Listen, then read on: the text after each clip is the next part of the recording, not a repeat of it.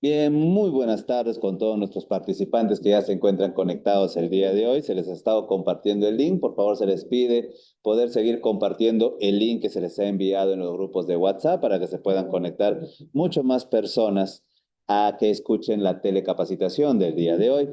La telecapacitación que tenemos programada el día de hoy se denomina trastorno hidroelectrolíticos frecuentes, enfoque diagnóstico hiponafremia. Agradecemos la participación del doctor Manuel Jesús Montellano Segas, que es médico internista de nuestra institución, la cual de verdad cortésmente se está presentando con nosotros desde el tiempo que tiene para que pueda brindarnos esta telecapacitación a todos los interesados. Les voy a mencionar que la metodología que nosotros utilizamos para brindar las telecapacitaciones es a través del chat. Se les va a compartir un enlace en la cual en ese enlace tienen que inscribirse, registrarse, poner todos sus datos, sobre todo un correo electrónico que les pide ahí, para que puedan tener acceso a las constancias de la telecapacitación que se brinda. Les va a llegar a sus correo electrónico la constancia de forma virtual. ¿Correcto? Adicionalmente, una vez que el doctor termine de hacer la exposición, ustedes pueden participar haciendo sus preguntas, sus consultas, escribiendo a través del chat o también interviniendo a través del micrófono del micrófono para que puedan escucharles, ¿no? Eh, Como lo vuelvo a repetir, el doctor muy cortésmente está con nosotros para brindar esa telecapacitación el día de hoy. La telecapacitación del día de hoy lo organiza el Departamento de Medicina en conjunto con nuestra Oficina de Capacitación, Docencia e Investigación. Yo le voy a ceder un momento al doctor para que dé unas palabras de saludo y luego empecemos con la telecapacitación. Doctor Manuel, bienvenido. Muy buenas tardes, agradecer la invitación para presentar este tema, ¿no? Un tema muy frecuente en nuestra realidad hospitalaria, ¿no? Del día a día, habitual. Y nada, con gusto, eh, a- accedí a presentar este caso también, que va a ir de la mano del caso clínico que tenemos, ¿no? No sé si podemos empezar con el casito, justamente. Ahorita le va a compartir a Alicia, doctor, su diapositiva Ujú. para que puedas Ahí, comenzar. ¿Listo? listo. Cualquier inconveniente, no pueden ver la diapositiva, alguna cosa que de repente esté ocurriendo, no escuchen bien los audios, pueden, por favor, hacernos saber para que nosotros corrijamos inmediatamente. Listo, doctor. Te dejamos. Alicia, por favor, estate pendiente. Ya, bueno, para empezar es un caso clínico respecto al tema que se va a abordar, ¿no? Lógicamente. Eh, este caso lo tuvimos hace 2 años, ¿no? A fines, casi año y medio, ya 2 años, y un caso interesante, ¿no? Y que nos ayudará a entender un poco mejor el tema. A ver,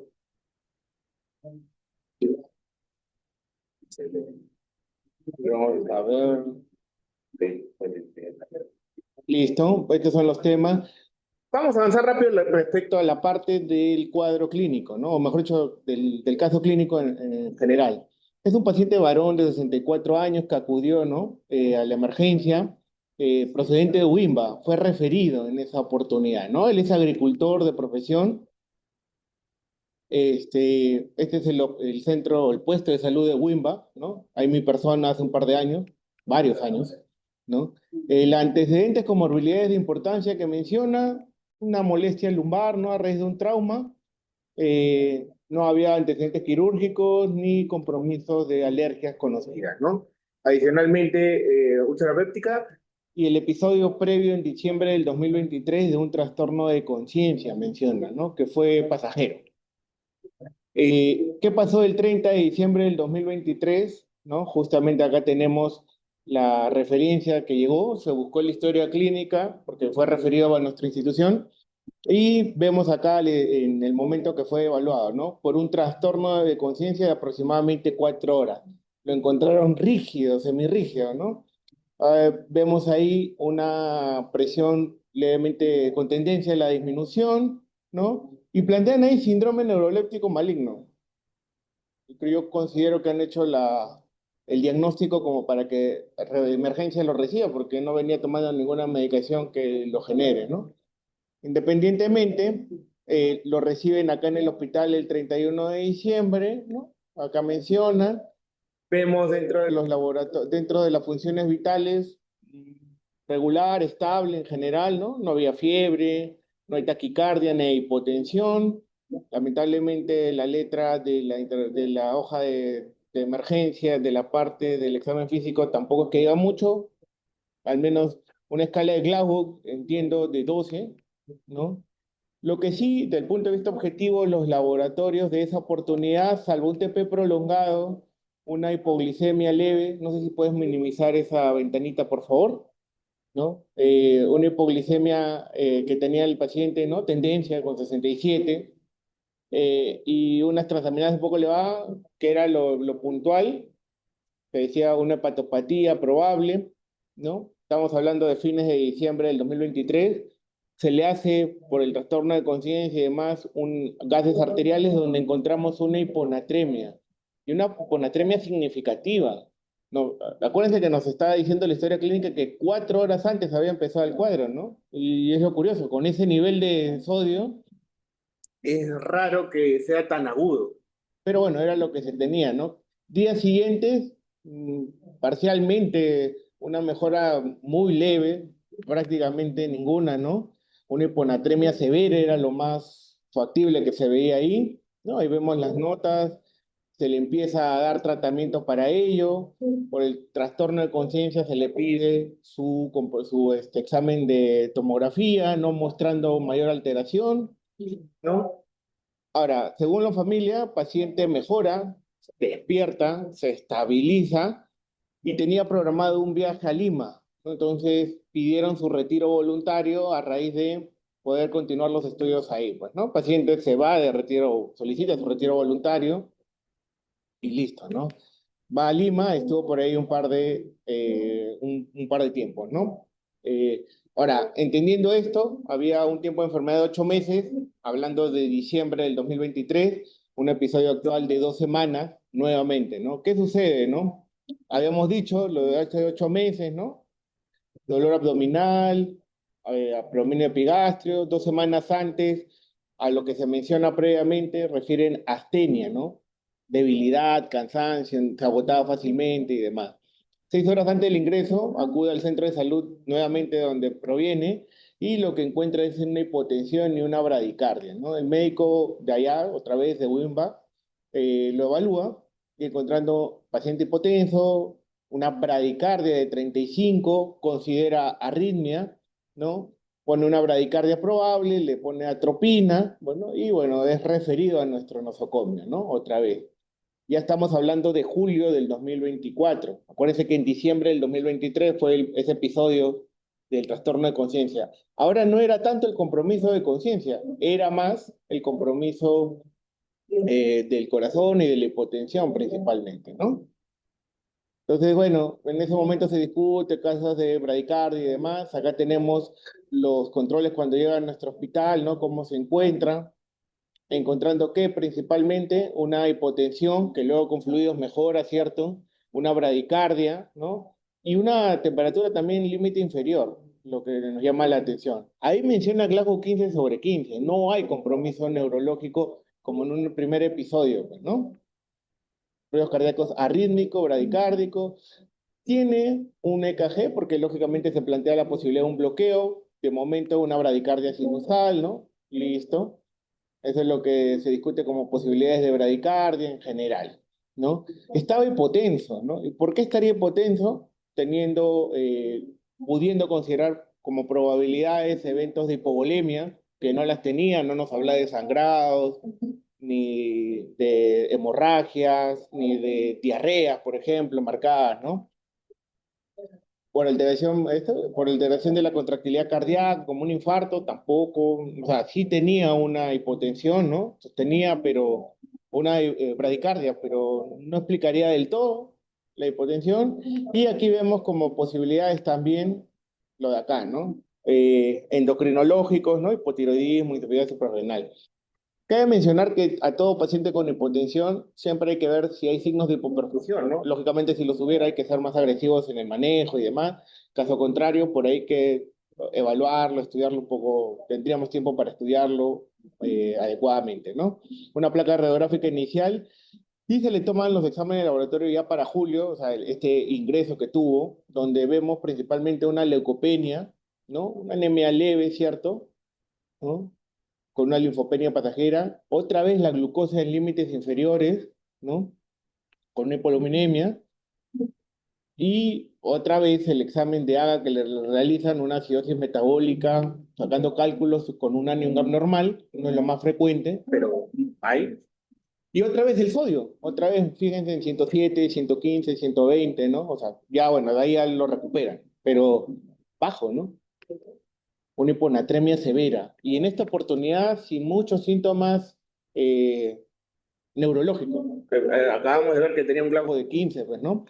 Entonces, tomando al toro por las astas, viendo los problemas que tenía, una acidosis metabólica normal, ¿no? En el contexto, entendemos que no hubo diarrea, una acidosis tubular renal más alejado, renal crónico no es, ya estamos viendo las creatininas normales, fármacos como acetazolamida no lo venía recibiendo, fístulas o ureterostomía tampoco.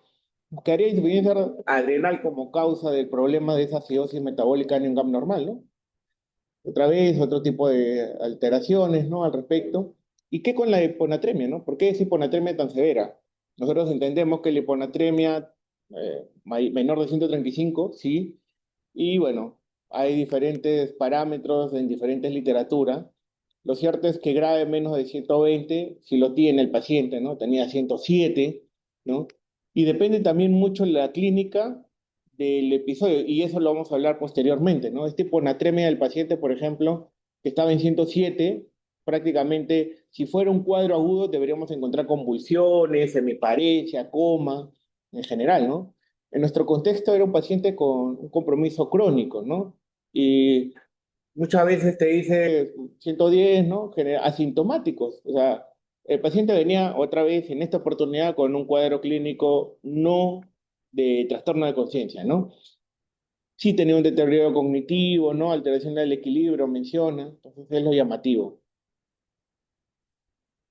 Entonces, como parte del estudio que ya después vamos a ampliar también, se le hizo en general, ¿no? Esto lo vamos a explicar después y encontramos que dentro de la hiponatremia verdadera, que era en la que incluye el paciente, sin hipervolemia ni hipovolemia como tal, consideramos la euvolemia como la causa del problema, una hiponatremia hipotónica verdadera, o sea, ¿no? Euvolémica, y ahí encuentran tres, o tenemos que buscar tres artífices habituales, ¿no? La secreción inadecuada de ADH, que suele ser lo más frecuente, sí, hipotiroidismo e insuficiencia suprarrenal, ¿no? Entonces, bueno, estás en emergencia, ¿no? ¿Cómo lo estaban catalogando? En todo momento bradicardia, ¿no? Bradicardia. Ya en piso lo cambiamos. Algo interesante en el que vimos en piso también fue la hiperpigmentación marcada que tenía, ¿no? Con una disminución de tejido celular subcutáneo, lo cual nos hace plantear, ¿no? Hiperpigmentación, bradicardia, hipotensión constitucional, enfermedades que generen esta hiperpigmentación, Addison, hemocromatosis, ¿no? Y como tal. Y estamos viendo, bradicardia, causas, insuficiencia suprarrenal, hipotensión, causas, insuficiencia suprarrenal, acidosis metabólica en un GAM normal, insuficiencia suprarrenal, hiponatremia, hipotónica, ¿verdad? Que es la verdadera, isosmolar o euvolémica, mejor dicho, hiponatremia nueva, insuficiencia suprarrenal como causa probable. Todos coincidían en que la insuficiencia suprarrenal podría ser una de las principales causas, ¿no? Hemocromatosis, la diabetes bronceada o fármacos no los venía recibiendo, como les decía, ¿no? Hay varias alteraciones que tenía el paciente, nos llevaban a que Addison podía ser una de las principales causas de, ¿no? Entonces, digamos que estábamos primero todos aturdidos, no sabemos a dónde ir, ¿no? Así como Manuelito, pero a veces todo conduce a Roma, simplemente seguir las flechas, ¿no? Como dicen. Igual hicimos ecografía renal para ver alguna alteración significativa, ¿no? De vejiga, de próstata, endoscopía, por el dolor abdominal, y planteamos que podía ser una insuficiencia suprarrenal en base a todos esos parámetros conservados, ¿no? Faltaría plantear intraautoinmune y tuberculosa, ¿no? Nos sentimos que estábamos por el camino correcto, felices, ¿no? A celebrar. Pedimos TSH T4 libre porque habíamos planteado que en la hiponatremia euvolémica hipotiroidismo es una de las principales causas, negativo, normal, y más bien el cortisol y el ACTH sale bien alterado. Entonces eso nos habla de una insuficiencia suprarrenal, ¿no? Y ahí llegó nuestro diagnóstico, ¿no? Coincidimos también con, bueno, se le hizo la interconsulta al servicio de endocrinología ya una vez tenido toda esta información, lo que también coinciden con nosotros con respecto a la insuficiencia suprarrenal, consideran también ellos primaria, ¿no? Entonces, listo, cambiemos de diapositivas, por favor. Quería traerles este caso porque en este caso lo llamativo es hiponatremia, ¿no? Y que también nos dio luces a buscar en general causas y cómo enfocarlo y demás.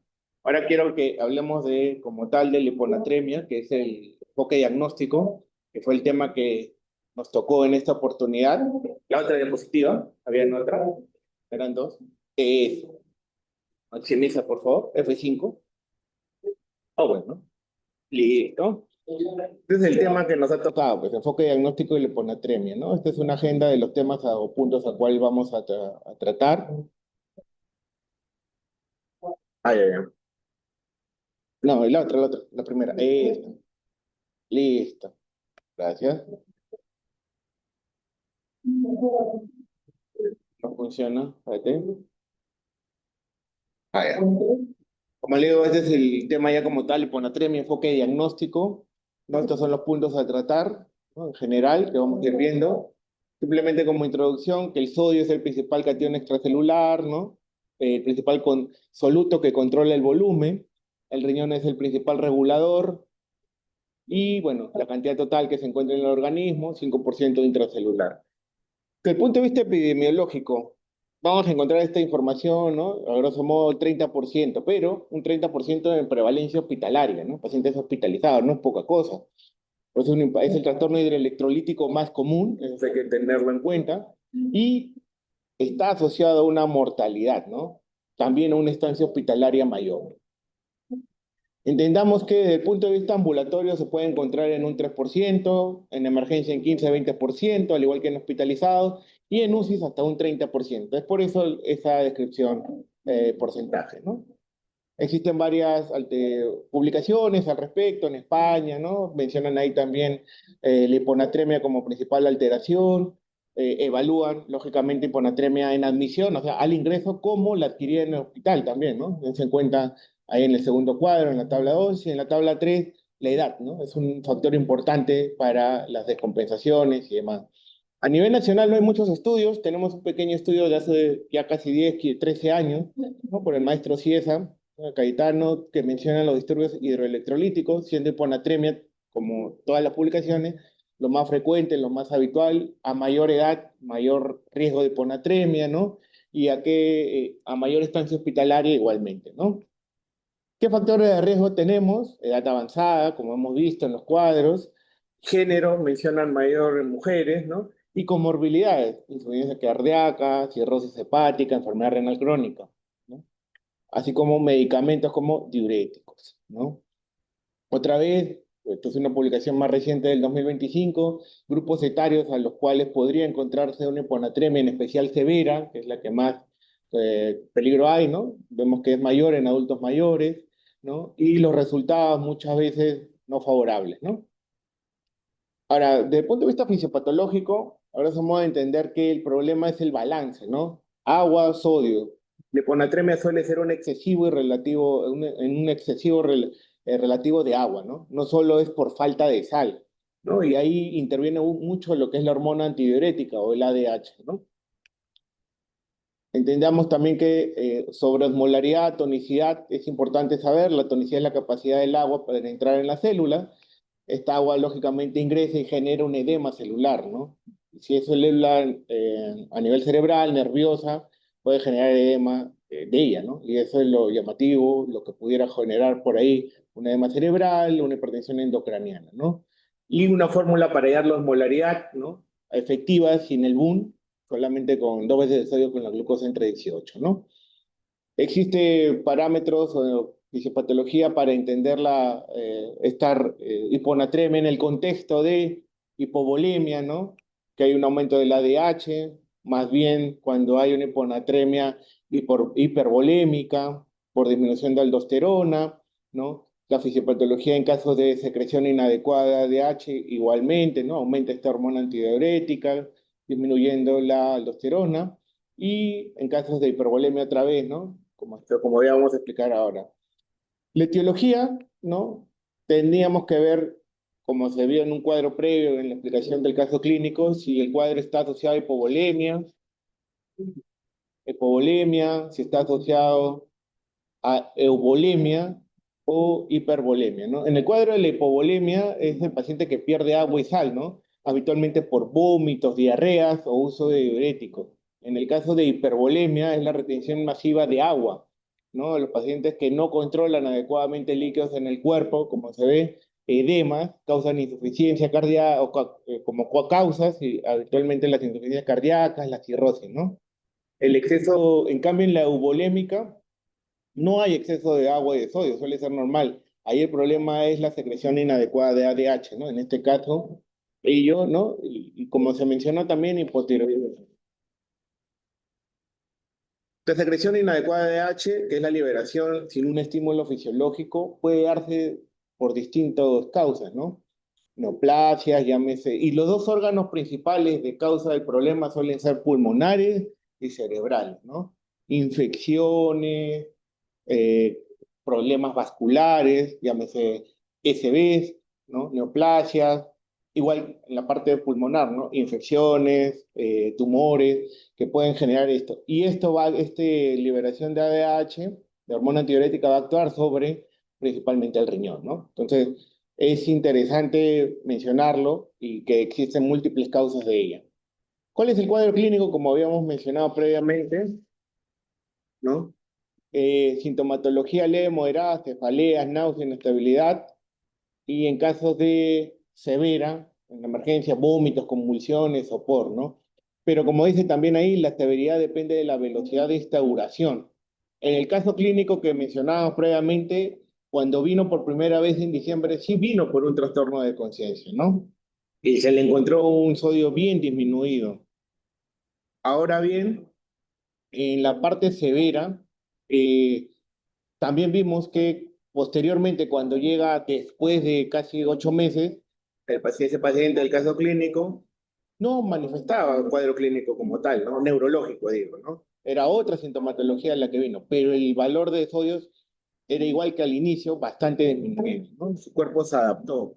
¿Qué quiere decir? Que en valores cuando son leves, con atremias leves, puede haber cefalea, irritabilidad, alteración del estado de ánimo.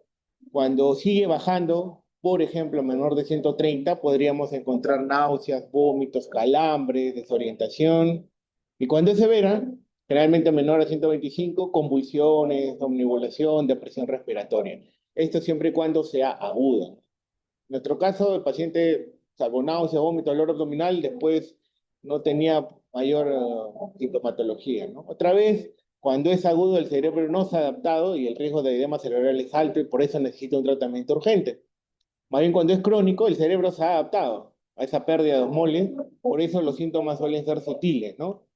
Que probablemente el cuadro agudo lo presentó, en el caso clínico lo presentó al inicio, en diciembre del 23, y cuando vino en agosto, julio-agosto del 2024, ya era un cuadro crónico, por eso que las manifestaciones neurológicas eran muy sutiles, ¿no? La velocidad de instauración es clave, por eso digo.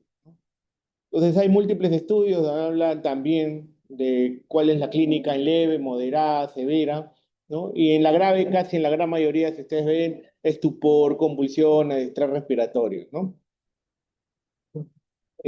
Otra vez, cómo poder clínicamente orientar un poco, existe también información al respecto, ¿no? Síntomas, signos ortostáticos, medición de la vena, la ingurgitación yugular, frecuencia cardíaca, presión arterial, pero todos estos, si se dan cuenta en limitaciones, tienen baja sensibilidad, o sea, es necesario realizarlos, es importante buscarlos, sí, pero entendamos que no son patognomónicos, ¿no? Sí ayudan en general si se tienen completos, ¿no? Todos estos parámetros. Como exámenes complementarios, la interpretación de exámenes permite establecer el diagnóstico etiológico para poder dar un tratamiento más dirigido, ¿no? Sangre que pedimos, idealmente solicitamos este tipo de pruebas, ¿no? Que se hizo con el paciente. Aquí tenemos una limitante nosotros respecto a los exámenes de orina, ¿no? No, Nosotros en nuestro medio, y creo que en general en el medio acá en la ciudad, no se dosa habitualmente sodio en orina o molar en nadie, no tenemos esto para poder hacer. Imágenes igualmente, ¿no? Sí se tiene que realizar como parte del escrutinio en general, ¿no? Ahora, al tema como tal, como enfoque diagnóstico, ¿qué paso seguir, por ejemplo? Se dijo, ¿no? Yo te encuentro una hiponatremia, tengo que buscar primero si es una hiponatremia verdadera o no verdadera, así se le llama, ¿no? Y voy a medir la osmolaridad plasmática. Acuérdense de la fórmula de osmolaridad que se puso previamente, 2 veces el sodio más la glucosa sobre 18. O si su glucosa sale en milimol, como en algunos centros, ya no es necesario dividirlo entre 18. Entonces, si yo tengo una osmolaridad normal, 280, 295, que debería ser, para decir normal, debo plantear que puede haber compromiso de lípidos o proteínas aumentadas ambas, como para que me esté generando ello, ¿no? Si encuentro una osmolaridad alta, más bien debo plantear en otras variables como la glucosa. Ahí hay una fórmula al respecto, por cada 100 miligramos de glucosa, cómo varía el sodio, ¿no? Ahora, en el contexto de una hiponatremia verdadera, que es la que se busca, suele ser hipotónica, la que dicen verdadera, como dicen, ¿no? Cuando es baja, menos de 275. Vamos al paso 2 en ese contexto, ¿no? Ver la orina, cómo está diluida o no está diluida. El riñón está diluyendo orina y se dice que hay que medir la osmolaridad urinaria, ¿no? Menos de 100, orina diluida, ADH suprimida. Más de 100, tiene todavía, es una orina concentrada, es la incapacidad de dilución, por lo tanto es una ADH activa. Aquí nosotros esta parte no la podemos realizar por no contar con ello que les mencionaba, ¿no? La osmolaridad urinaria.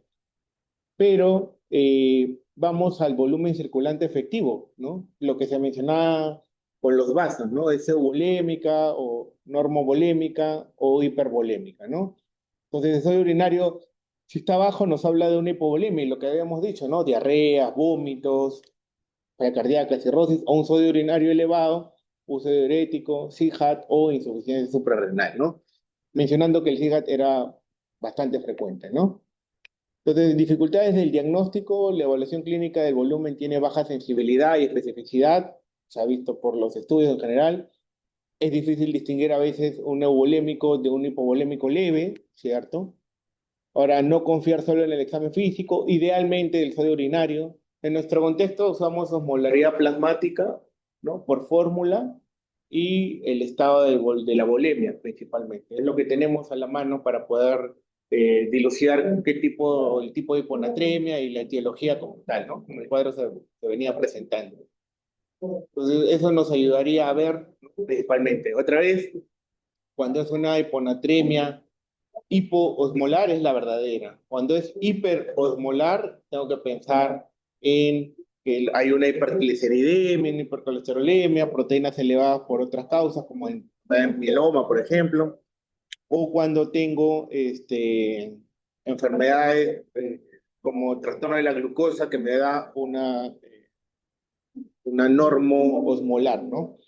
Entonces, ya como tratamiento, que no es el tema en todo caso, pero que hay que mencionarlo de manera práctica, tal vez para otra ocasión conversar y hablar más de esto, ¿no? El objetivo es revertir el edema cerebral cuando es un sintomático agudo. ¿Qué hago? Preparo una solución salina hipertónica, cloruro de sodio al 3%. En otros lugares tienen el cloruro, en nuestro medio tenemos que prepararlo, ¿no? Eh, Idealmente aquí es empezar a dar medicación para mejorar los síntomas, ¿no? No tanto mirar el número, por así como ahí mencionan, ¿no? En lo asintomático o crónico, más bien la corrección es lenta, tal vez no hay que apurarse y demás. Y si fuera una secreción inadecuada de ADH, la restricción hídrica va primero, ¿no? En otros lugares pueden asociarse adaptanes, hoy en día ya no tanto, ¿no? En general. Y en estos crónicos, como en nuestro paciente, la corrección rápida puede causar lo que mencionan ahí, una complicación bien mencionada, ¿no? Mielinolisis central. Entonces, mielinolisis pontina en general. Y eso hay que tener cuidado, ¿no? Entonces, ese es el momento. Ahora, algo práctico, ¿cómo preparamos una solución de cloruro de sodio al 3%? Ya que no tenemos en nuestro medio, algunos mencionan esto, ¿no? Cloruro de sodio al 9 por 1000, 445, cloruro de sodio al 20%, 55 mililitros. Para tener ahí 500 mililitros de cloruro de sodio al 3, ¿no? entendiendo que al inicio, para el cuadro agudo, le voy a pasar 100 mililitros de cloruro de sodio 3, ¿no? En bolo, hasta mejorar los síntomas. Si es un agudo, entendemos que hay convulsión, un trastorno agudo de la conciencia, ¿no? Nada, eso fue lo que quería conversar con ustedes respecto a la hiponatremia, ¿no? En especial sobre presentando el caso clínico y cómo este hiponatremia nos ayudó a llegar a un diagnóstico, también incluidos los otros problemas que tenía. Y en el texto en general, ¿no? Esta hiponatremia es una de las principales disturbios hidroelectrolíticos del organismo, principalmente en hospitalizados, y qué decir en UCI, que son los lugares donde nosotros habitualmente estamos, ¿no? Si la fisiopatología sí es compleja, ¿no? Pero hay que entender que es bastante ahí ver lo que es la hidratación, ver lo que es la secreción inadecuada de ADH, el cual es un diagnóstico de descarte cuando hubiera una, alejaríamos la posibilidad de hipotiroidismo, insuficiencia suprarrenal, por ejemplo, es la secreción. Y eso invitaría a ampliar estudios, como se dijo, en secreción inadecuada de ADH, o debe haber un compromiso neurológico, o debe haber un compromiso pulmonar, o en algún otro foco debería estar el cuadro, ¿no? Entonces, cómo se esquematiza la búsqueda es por medio de esto, ¿no? Nada, eso es lo que quería traerles. Si hubiera alguna pregunta, que creo que van al chat o demás, con gusto poder responder, ¿no?